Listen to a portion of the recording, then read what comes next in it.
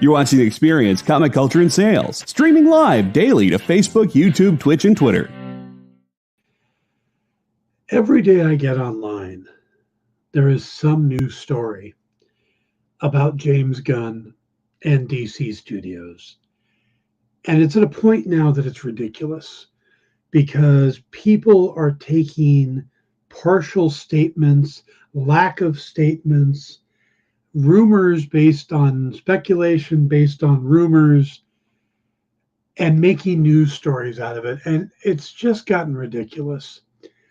You know what? In January, James Gunn has said that he will give us more information. To this date, we know that Wonder Woman 3 is not moving forward with Patty Jenkins. We know that Henry Cavill is not going to be Superman moving forward. There was something about them talking to Cavill about other things. There was a discussion about Ben Affleck coming in and directing. That's about as much as we know right now. But if you go online, you will see article after article of speculation that this person's out, this person's in, they're going to do this, they're going to reboot everybody but who's in Suicide Squad and Peacemaker. And none of that is confirmed by Gunn. And if you've known one thing about James Gunn, is that he says what he means. He comes out and he doesn't mix words. If somebody puts out a story that's false, and he debunks it. And he doesn't mix words. He doesn't hem and haw about things. When he's ready to tell something, he tells it. There's no reading between the lines. And we've got to stop this because it's gotten to the point where there's a whole industry based on speculation. Everybody wants the big scoop, you know. And I would love to have a scoop. I'd love to be able to come in here and say, oh, this person's going to be playing that, or this actor is being considered for Superman. But the fact is that information isn't out there. And I don't know if it's people on the inside peddling this information just to kind of get attention, or if it's these sites just doing it to get clickbait. But it's gotten ridiculous, you know, because Gunn is having to come online every other day and debunk some story that somebody's running. And the reason that they're doing it is because we click. We read all these stories, you know. Oh, James Gunn hates Henry Cavill. Really? Because to the best of my knowledge, they've never met up until that, you know, or they've never worked together. He didn't guest, you know, on the cameo for Peacemaker. There was just a guy in a suit. Same with Gal Gadot. So I mean, how do these stories get out there? It's ridiculous. It needs to stop. And yeah, it just needs to stop, folks. So, all right, stick around for the Dan Wickline Show.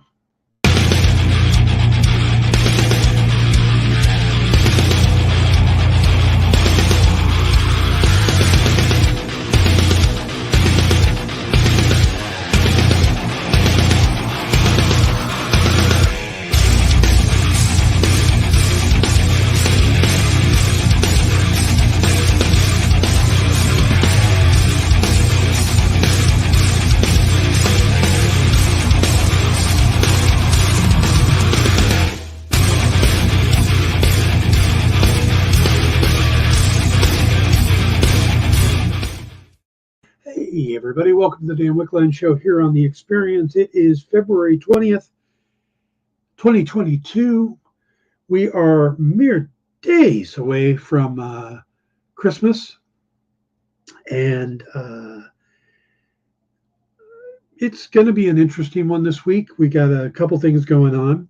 Today, we are going to talk about the latest episode of Willow. And then we're going to talk about, and it's been a long time coming, we're going to talk about Black Adam. Because I finally watched it. And I got thoughts.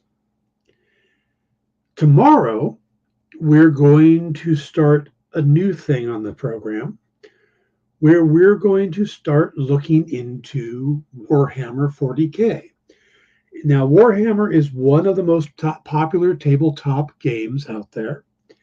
So within the tabletop gaming community, it's one of the most popular. It's just really up there. But outside of it, not many people know what's going on. Now, I was already looking into it because my nephew plays. I had actually been to a Warhammer store when I first got into D&D, learned to do my painting there, and has been fascinated with the game. But my nephew and his buddies all come over and they play.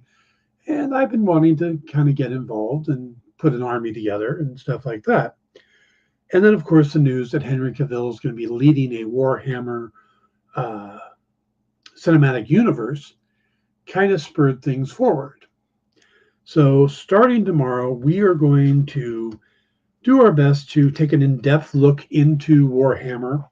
And it's going to be an ongoing thing. We're going to do it for a while. I'm going to build an army. I'm going to paint an army.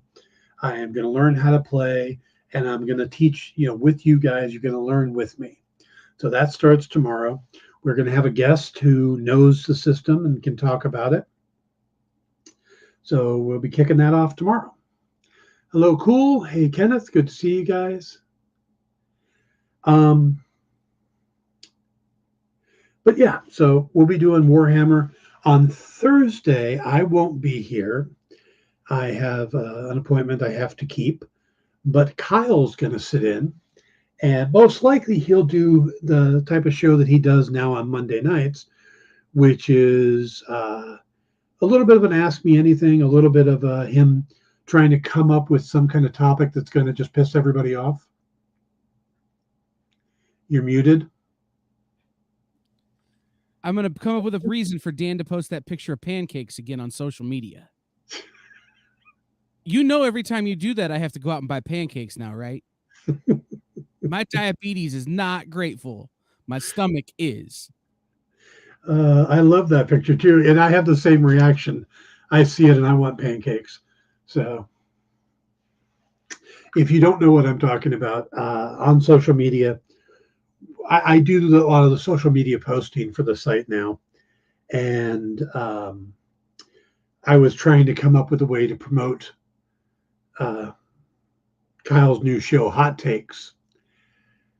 And all I could think of was hotcakes.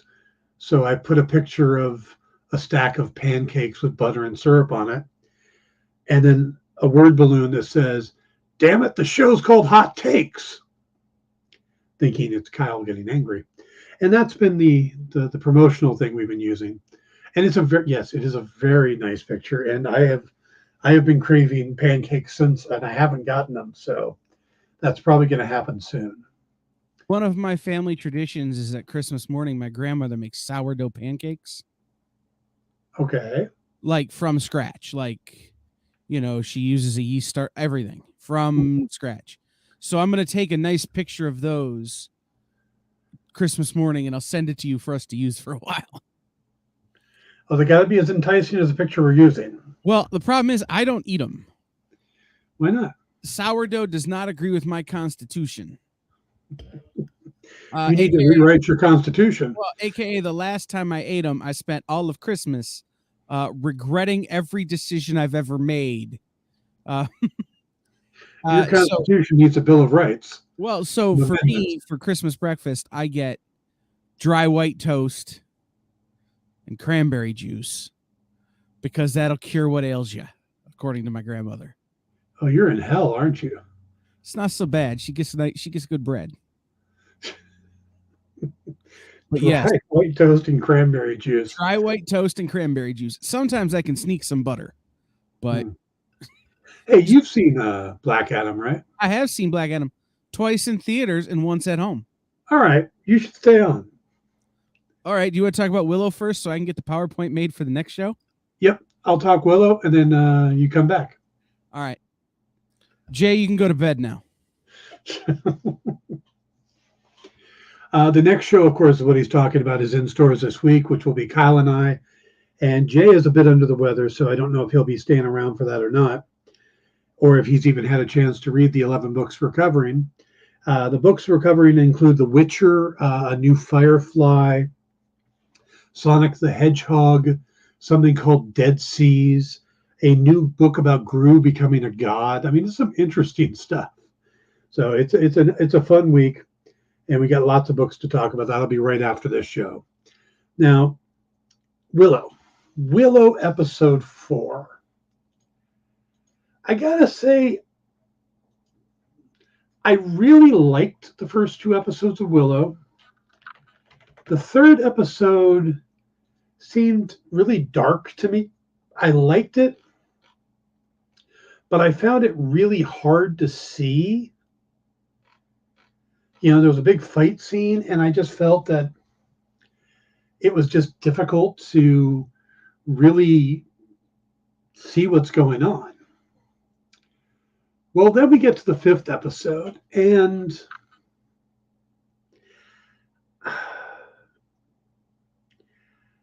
I want to continue liking it.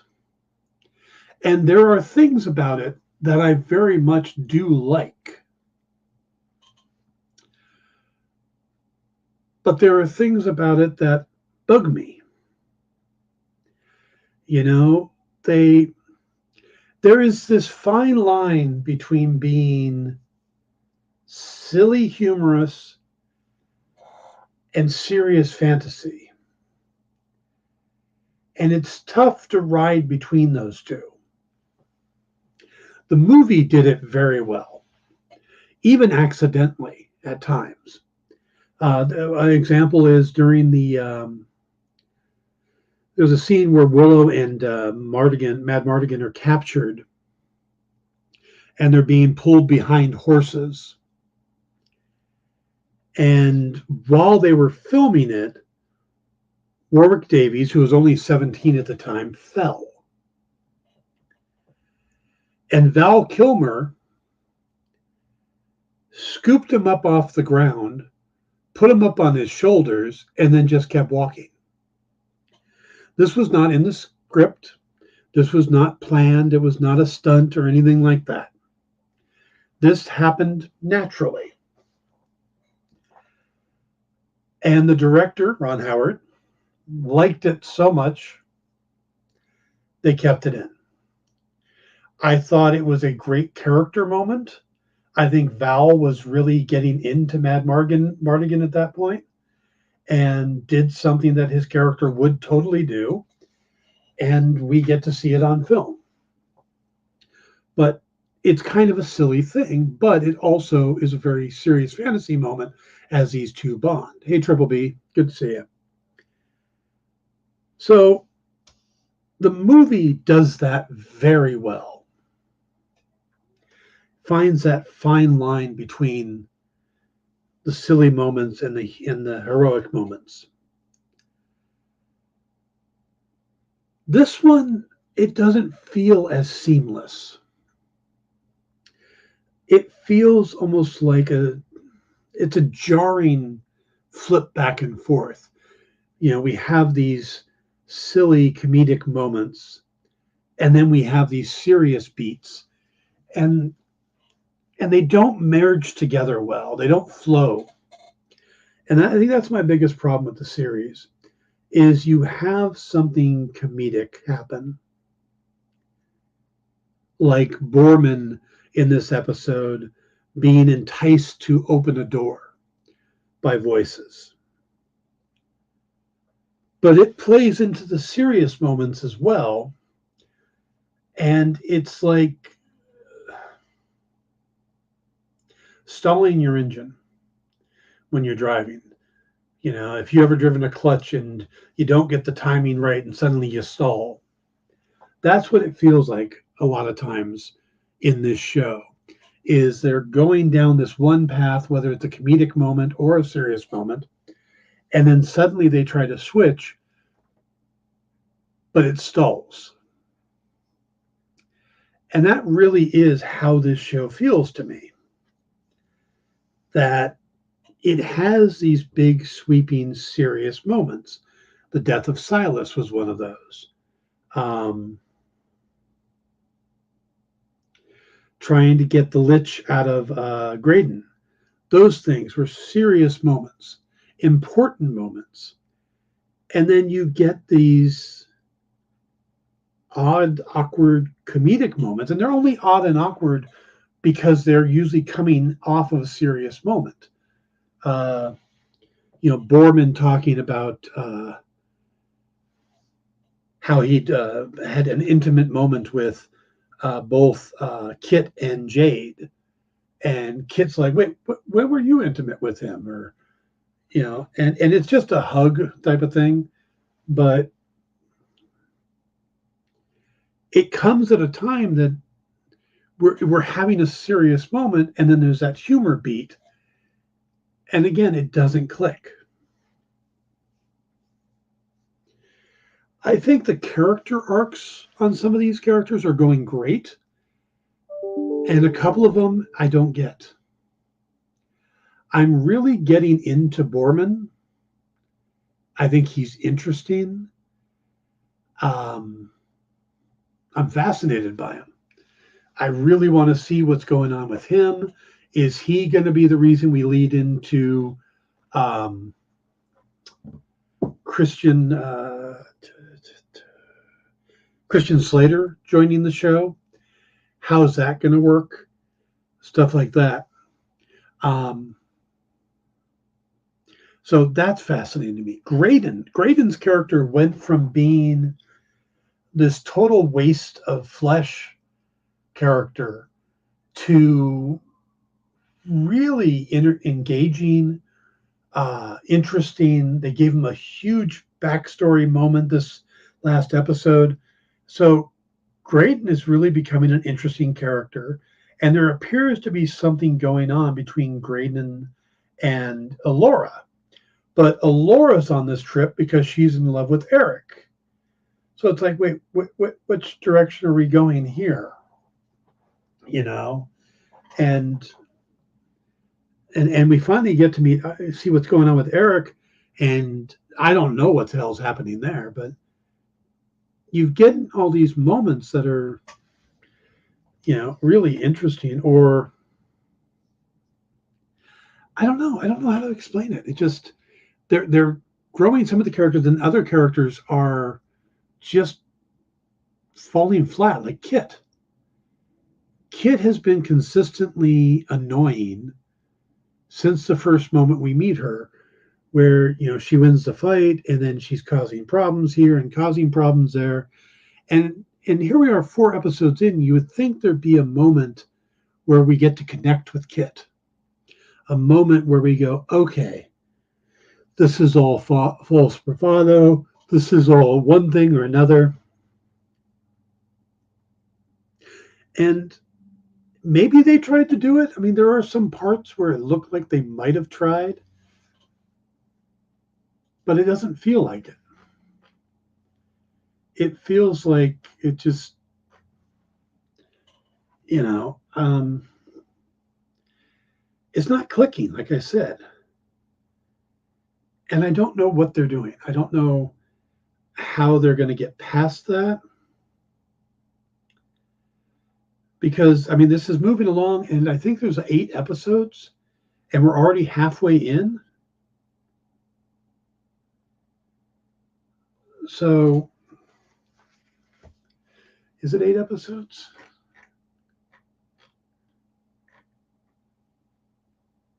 Let's see. I'm going to back it up one here. Is it 8 episodes? Yes, it's 8 episodes. And we're already halfway through, and some of the characters that you think are important, nothing. Absolutely nothing. Just kind of, and the characters I didn't think we were going to be, need to care about, have gotten the most interest. Silas was great, and then Silas is gone. Borman has been great. Graydon has been great. Elora is really starting to come along. And I get that she is supposed to grow over the whole series. She's not going to get like one big moment. She's going to get the gradual growth. But I thought Kit would have gotten it as well, because she seemed important, because the first episode seemed to revolve around her. And now it's just like, yeah, maybe not. Maybe we're not going to worry about Kit so much. So, we've had growth with Jade. We learned a lot more about her. We learned, like I said, we've really dove into a lot of the characters, but Kit has had no growth at all. She finally admits that she saw the berry bush grown and had really to kind of encourage Alora, but through most of the episodes, she's just kind of whining, which she's done through all the 4 episodes. Whining, complaining, thinking she's tougher than she is. And even though that's been kind of disproven to her, it doesn't seem to faze her. She's just same annoying character. And I really thought that this character would grow and be important. And she hasn't been. So I'm hoping they correct that. And we're hearing a lot of talk about the crone, but we're 4 episodes in, and we've seen some henchmen. That's about it. It just feels like they really need to move things a little further. Hey, Richard. And they need to kind of get things going. Yeah, they need to get things going.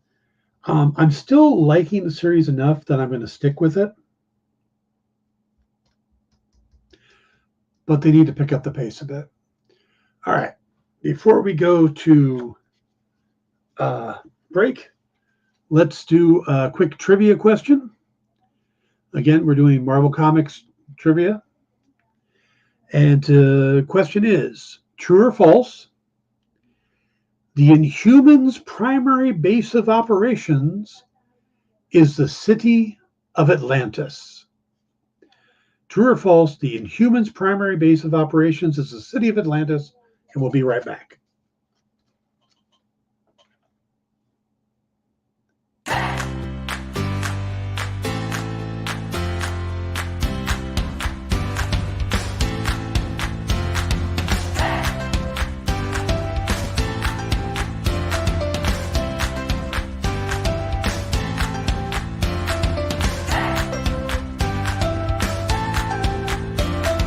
There's something for every imagination at your local comic shop.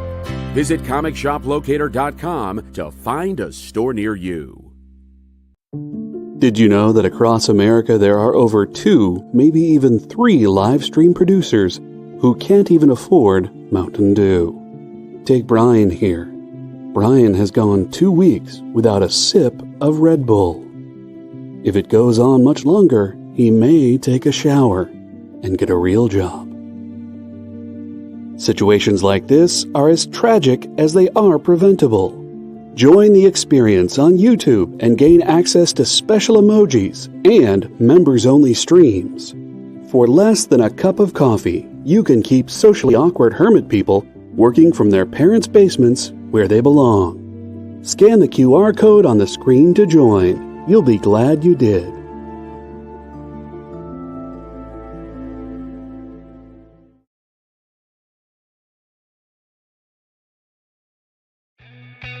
Programming on the EXP is made possible by viewers like you, or your local comic shop, or that Kickstarter you backed, or the publisher you like, or comic industry professionals who want to share a message with the world. Really, anyone who wants to advertise with us can. If you're interested in seeing a product you know and love, or are creating, or are publishing, or are involved with, advertised here on The Experience, and having your message shared with our viewers, please reach out by scanning the QR code below or visiting our website and using the contact form.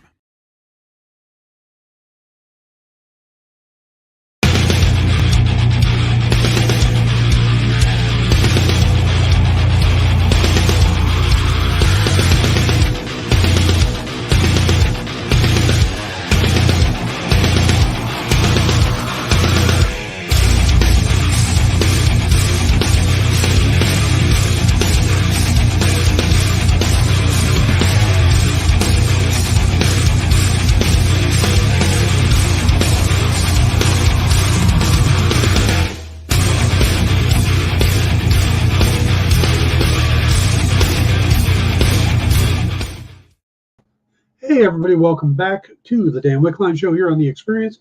We have a great lineup of shows today. Right after this, we'll be in stores this week where myself, producer Kyle, and Sean, Jay won't be in today, but Sean will be. He says, yep, he's tagging out. So Sean will be in stores this week, and we'll be talking about the new books hitting stores tomorrow. Then it will be followed by Minute to Skim It, where the folks over at Space Cadet grab the new books as they come in and just skim over them and give you their thoughts on that. And then tonight, Country Road Comics will be doing auctions, but this is their Christmas special, where they will be doing auctions with Christmas carols. So join them for their holiday festivities. With Christmas carols. If you're the DCMA bots, this is not the music you're looking for.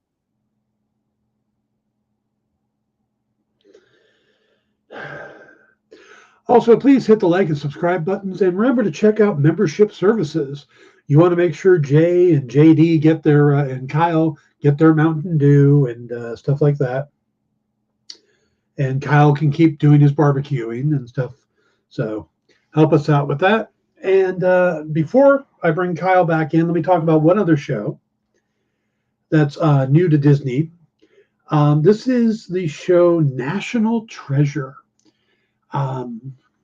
There's probably a subtitle to that. Let me see what it is. But I caught the first episode. They just debuted. National Treasure, Edge of History. And it is right on the edge of entertaining. There is some really good moments in there. You get that feel, and you get Harvey Keitel. Harvey Keitel is in the first episode. He reprises his role from, I think, the second National Treasure, the Book of Secrets.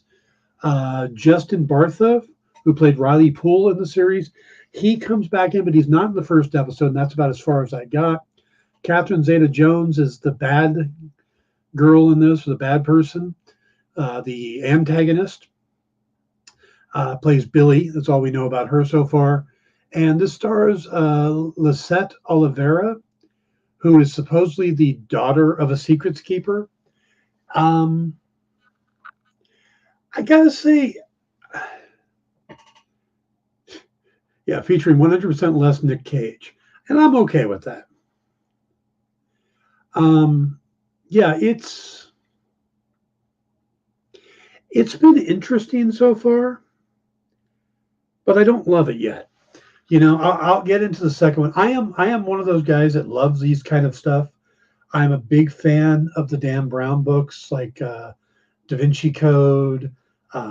I've read all the books. I've watched the movies. I even watched the Lost Symbol series on Peacock,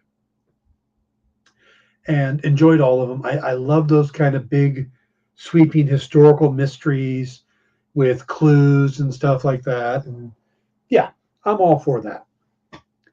This one, it feels a little forced, you know, like where Nick Cage's character comes across like somebody who has studied and studied and studied and spent way too much time of his life looking into these kind of things.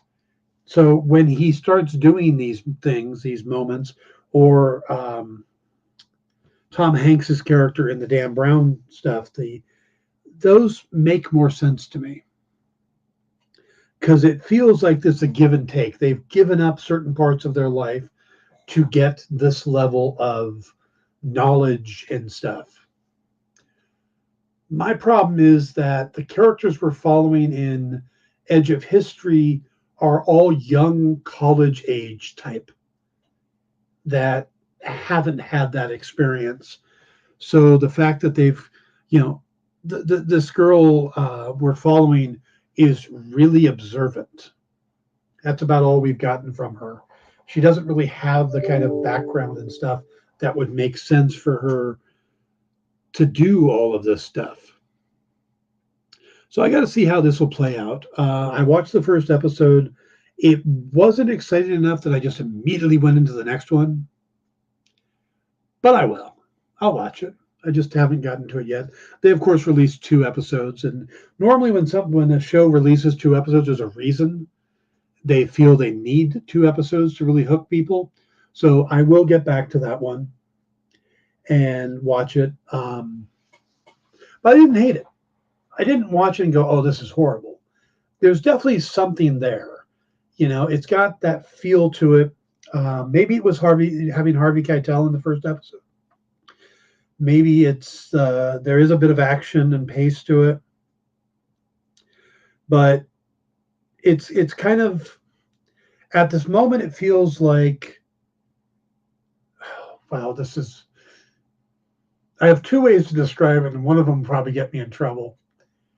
It's a little bit National Treasure meets Scooby-Doo, in the sense of, you know, it's got that let's all do this together stuff, but at the same time, the group of people who are the Scooby side of it feel like it's an episode of New Girl. You know, like if you combine New Girl and National Treasure, that's what this show feels like. Yeah, I'm going to stick with that description. And that may be exactly what you're looking for.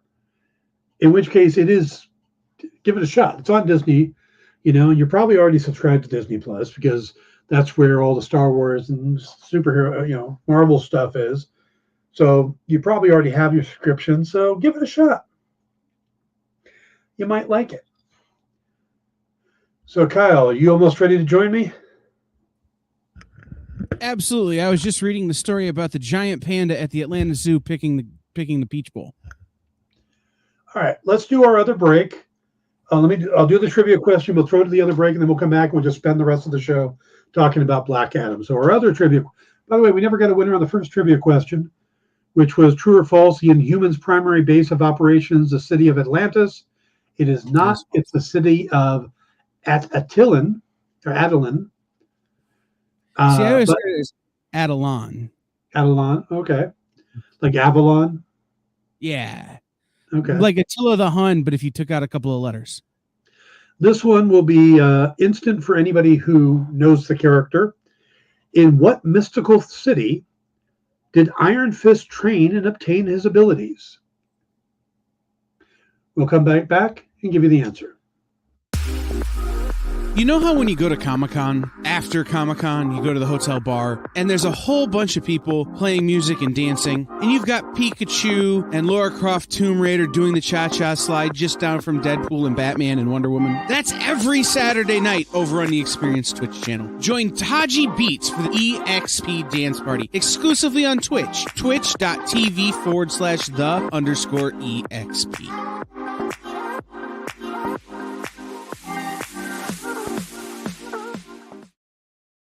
Comic Collectibles is here for you every Wednesday with AR Comics for 2 very important reasons: to sell you rare, one-of-a-kind comics that you'll love, and to confuse AR with old man talk.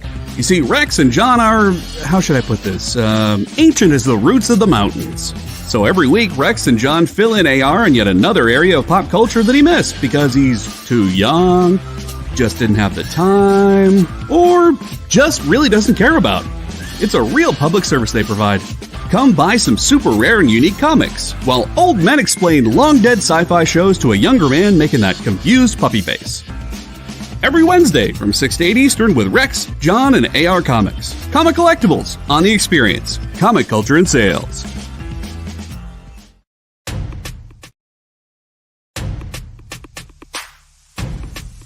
Go follow The Experience on TikTok at @the_EXP1. Or scan the QR code on the screen. Our TikTok is like everywhere else we are, except you only have to deal with us for a minute. Seems like a win-win to me.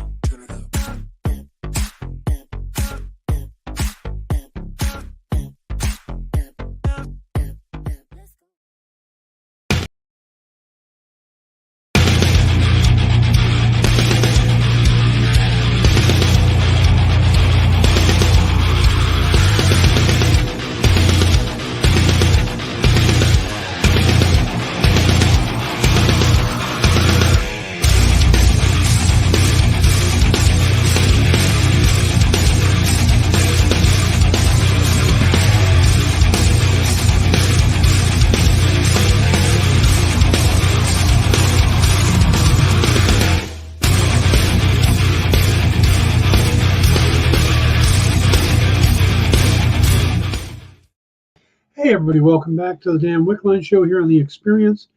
Hey, guys, do me a favor, and I'm going to get Kyle to throw the link up in the chat.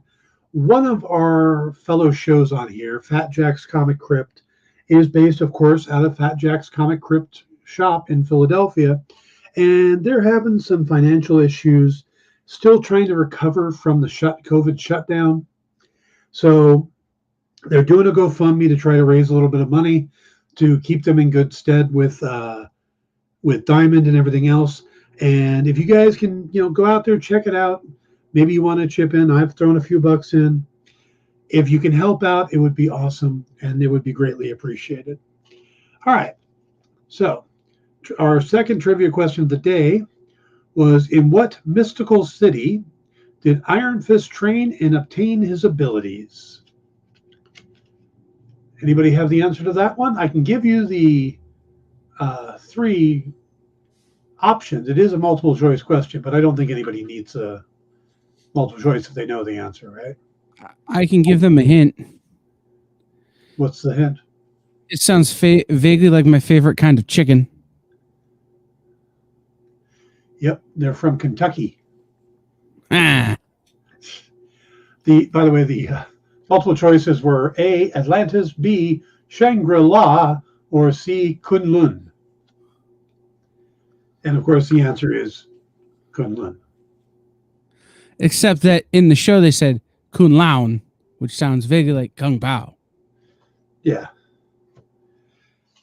It might be closer to Kunlun because it's K''UN-LUN.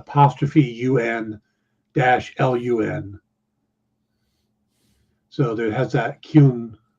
Can we all just agree that none of us actually know how to pronounce anything in the Marvel universe, really? I know. I mean, Namor, Namor. Submariner, Submariner. Yeah.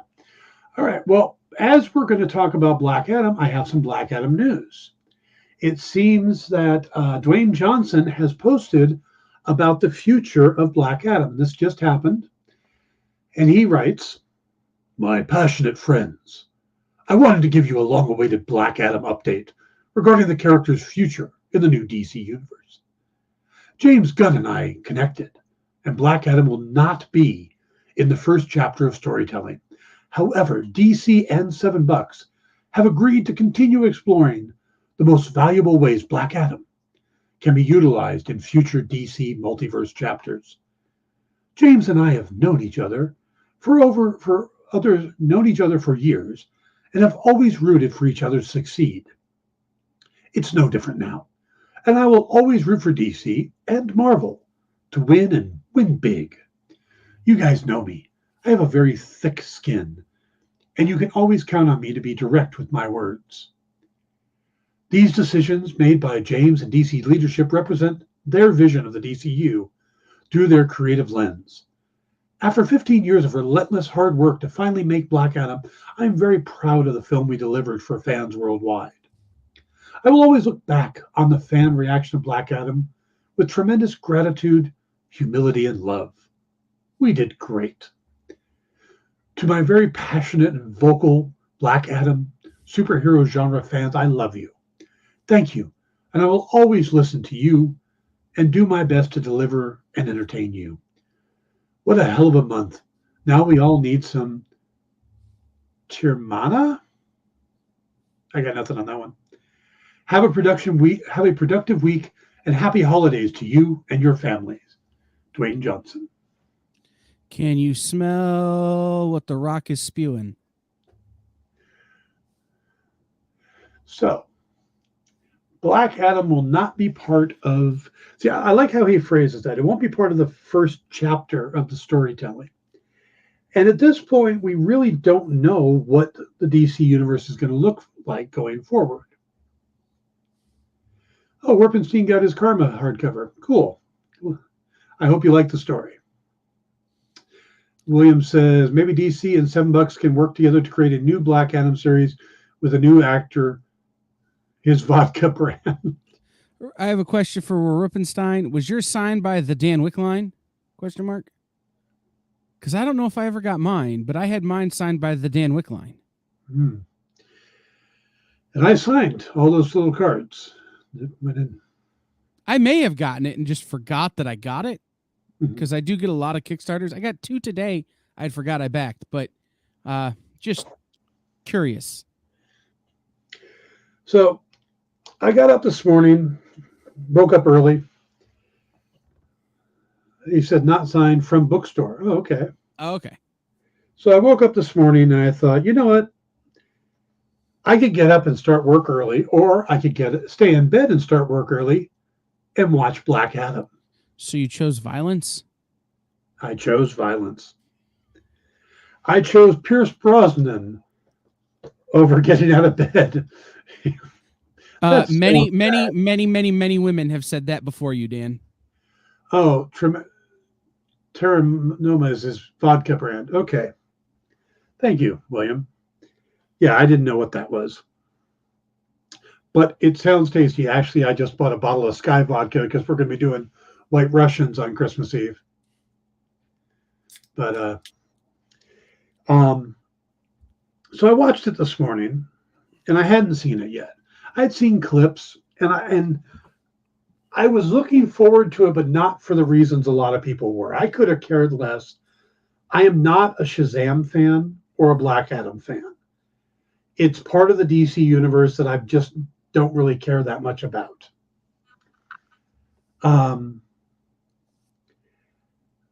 That said, I'm not necessarily a big Rock fan. I've seen him in plenty of things.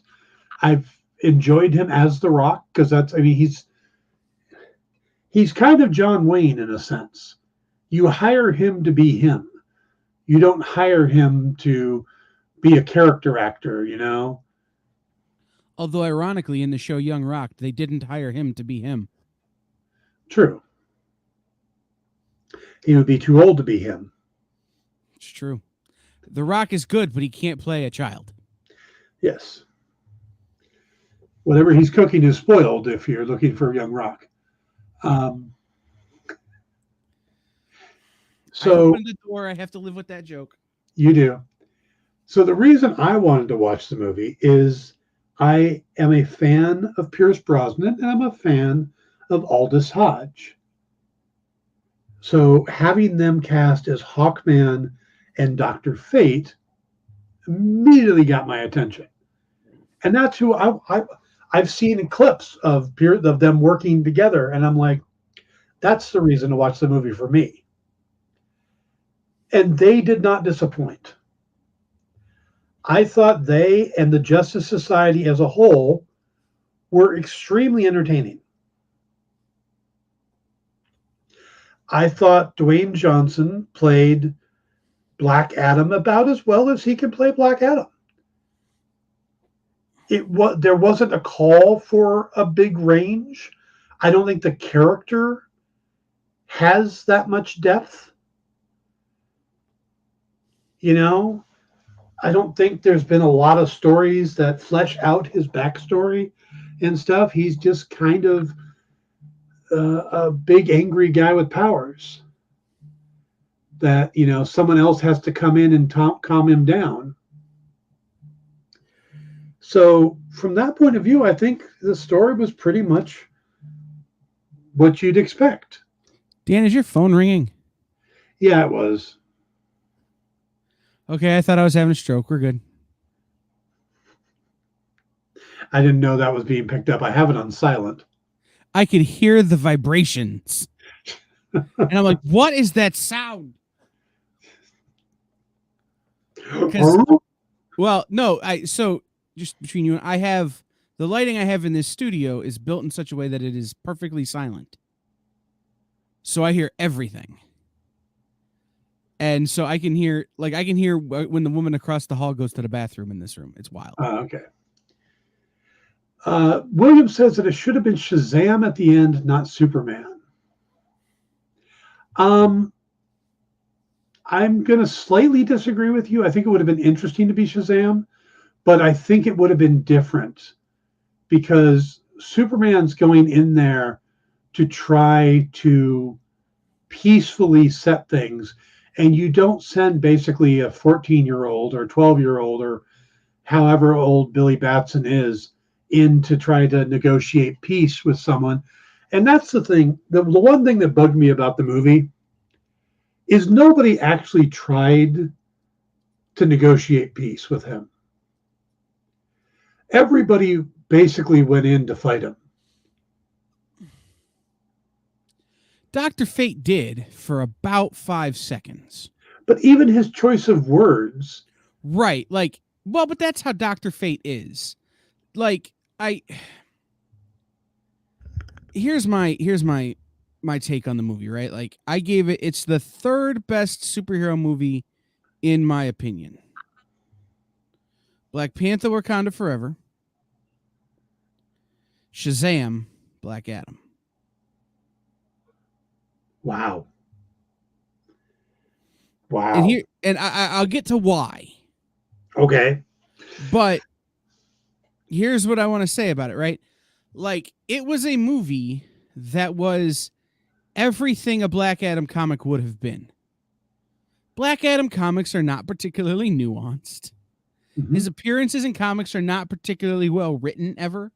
Right. They're not, it's not like he's Dr. Fate or Hawkman or any of these characters that come and bring you depth. Mm-hmm. He comes, he destroys, he leaves. End of story. So the reason I rate it so high is because that's what they did. They didn't try and make this into a Oscar turn for The Rock by making Black Adam such an in-depth character with intense morals and a compass. And no, it's, I'm going to take you up to the sky and drop you if you don't tell me what I need. And then I'm going to drop you anyway. Right? Like, so many times these movies where they fail is by trying to make the characters more than they are. Yeah. And it's why Billy Batson shouldn't have been at the end of the movie, because one, Amanda Waller doesn't know who Billy Batson is, and two, he's a 14-year-old kid. He's not going to go and negotiate peace with a centuries-old supervillain or super anti-hero, I guess, that's been kept in prison. Right. So there's a level of, you have to accept this movie for what it is. Yeah. Which is, it's an action movie. Now, the other things that it had going for it, in my opinion, is it didn't go against Black Adam stories. It didn't tell a Black Adam story that we've really been that privy to in the comics. I'm not, like Dan, I'm not a huge Black Adam aficionado. I'm not the most knowledgeable, but guess what? My friend was an editor on the last 2 Black Adam series that came out from DC, and I spoke to them about it, and they go, they did what we try to do in the books. Tell a fun story with a lot of action. Yeah. Seemed to work for me. And you know what?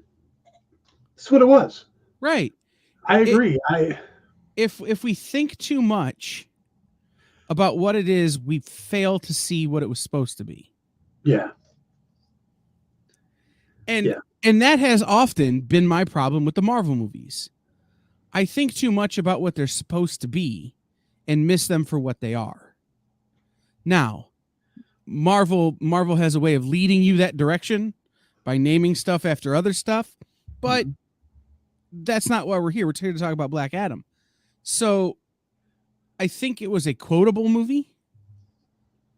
I mean, kill first, or catchphrase first, then kill. Is a great line. Tell them the man in black sent you after he kills the guy. Also a great line. There's a lot of good stuff there. I thought that the antagonist was nothing special. It's not like they killed off one of the big baddies from the series like they did in Black Panther, where they killed off one of the biggest antagonists in the history of the series. They did everything they need to do to bring this back. Yes. Except make it a character that anybody cared about. True. I thought Sabak looked cool. And the fact is that Sabak is the equivalent of Shazam. And if you kill Billy Batson, you could give someone else the powers. Well, Sabak's the same thing. You could give someone else those powers. I would love to have had the script had another pass. I would love to have done a pass on the script, because there was a way they could have tightened the film. Both Hawkman and Dr. Fate have history with Black Adam from back in the day, back in ancient Egypt. They could have connected that. They didn't need Amanda Waller. They could have taken that whole part out and focused it more on the helmet scene, him return. They didn't need any of that extra stuff. They could have made it a tighter movie. Here's one for you, Dan. How does Hawkman die? What's the only way to kill Hawkman? With the nth metal. With the very special knife. Yeah. The nth metal dagger. Hawkman, having no fear of death, which he kept saying throughout the movie, is because he can't die. Yeah. That is a weak script point. Like, I have no fear of death. No duh. Yeah. By the way, Pierce Brosnan just hit it out of the frickin' park. Best part of the movie. Yeah, I mean, I want a Dr. Fate movie with him so bad I can taste it. Yeah, exactly. Absolutely. I want that yesterday. You know. And I'll say this, just so the Fonz can be in the DC Cinematic Universe, I want an Atom Smasher movie. I loved seeing Henry Winkler pop up on that screen. I just want Henry Winkler to be like, the nephew to be like, the suit's not working, and Henry Winkler come up and like punch the belt and be like, hey, and then walk away. Like, it's all I want. Like, it's everything. Like, that cameo made me pop harder than the Superman cameo at the end. Yeah.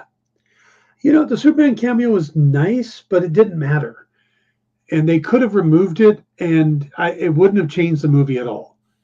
I think it was only in there to get people into the theater.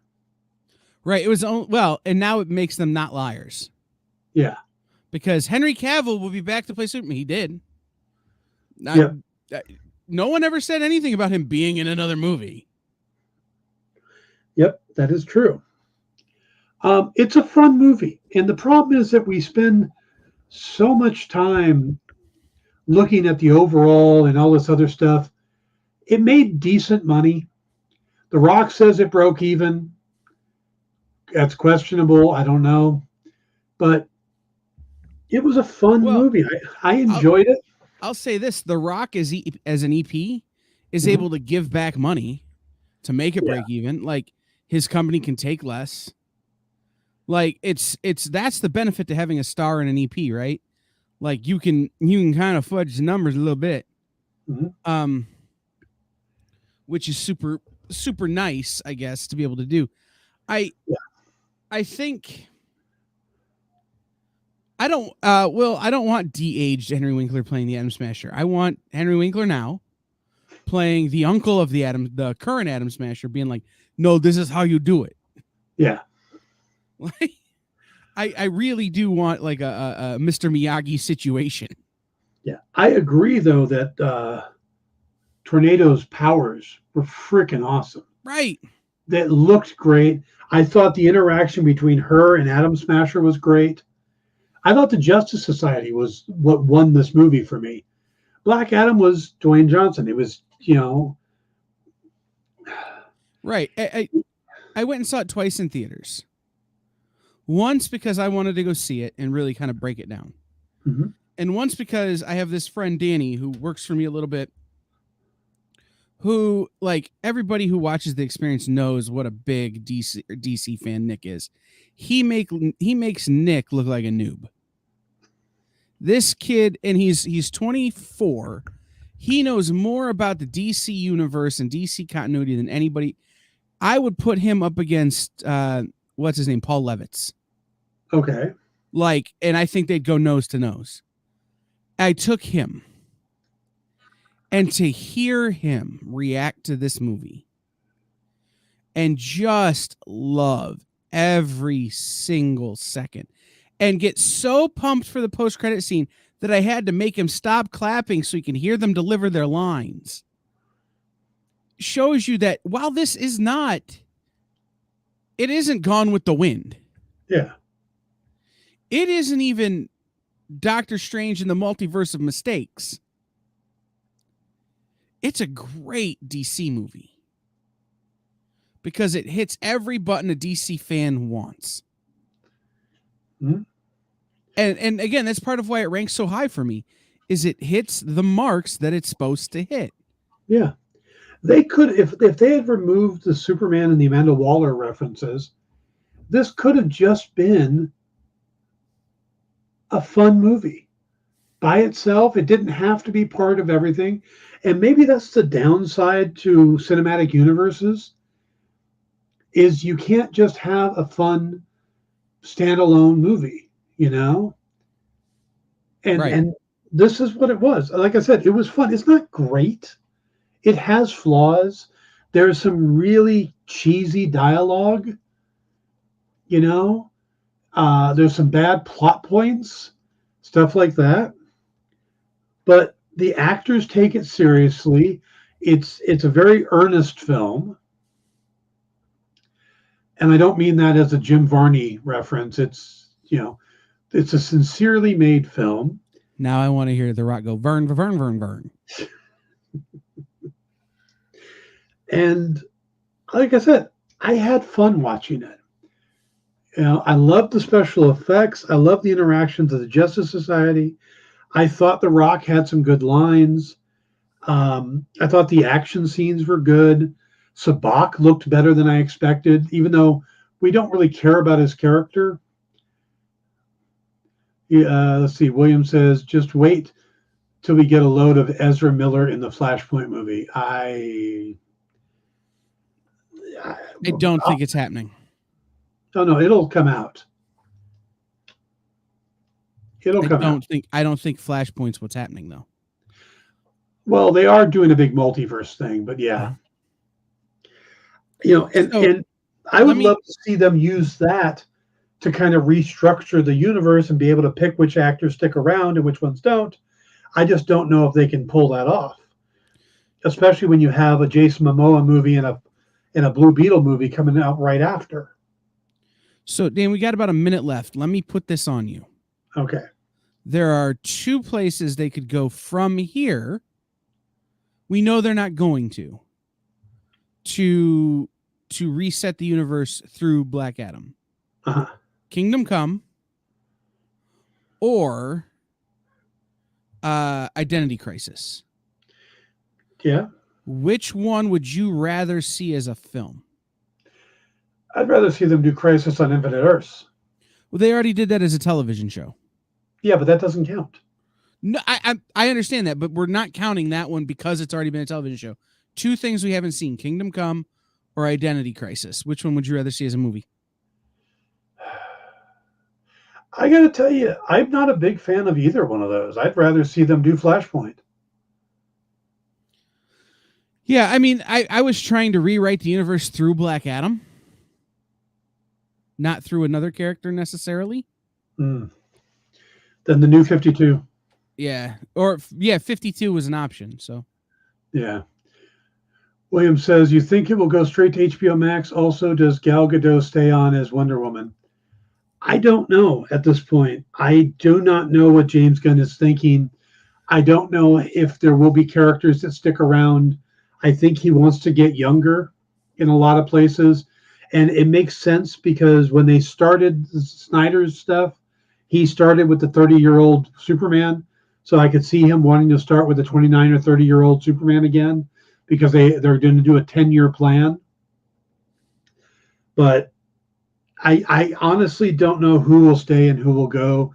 Peter Safran's the producer on the Aquaman movies, so I could see him wanting to keep that franchise going because it's part of it. But I think the answer to both of Will's questions is no. It really comes down to what they're going to do. Yeah, I mean, we'll find out more next month. But, yeah, we'll see. All right, guys, stick around. We will be back in a few minutes, in just about a minute, with In Stores This Week. And stay around. Hit refresh on your page in 2 minutes.